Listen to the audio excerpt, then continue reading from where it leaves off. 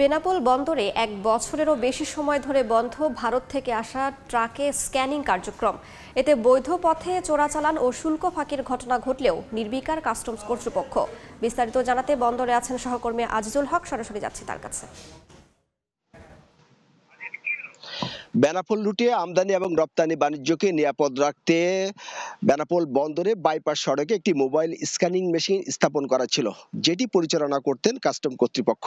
তবে যান্ত্রিক ত্রুটির কারণে প্রায় এক বছর এই স্ক্যানিং মেশিনটি অচল থাকার পর ৩ মাস আগে বেনাপোল বন্দর কার্গো ভেহিক্যাল টার্মিনালে নতুন একটি স্ক্যানিং মেশিন স্থাপন করা হয়েছে।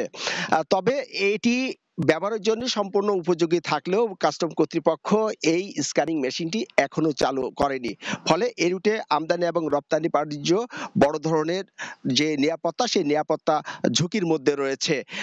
আমরা ভারতের পেট্রাপোল বন্দর কর্তৃপক্ষের কাছে জানতে পেরেছি, গত ১ বছরে ভারতের পেট্রাপোল বন্দরে প্রায় ১৬টি স্বর্ণের চালান আটক করেছে, যে সমস্ত স্বর্ণ এই বাংলাদেশ থেকে পণ্যবাহী ট্রাকে বহন করা হচ্ছিল। তবে বাংলাদেশ অংশে বেনাপোল বন্দর এবং কাস্টমসের দুর্বল নিরাপত্তা ব্যবস্থার কারণে এই বাংলাদেশে কোনো অবৈধ যে পণ্য চোরাচালান সেটি কিন্তু রোধ করতে পারছেন না।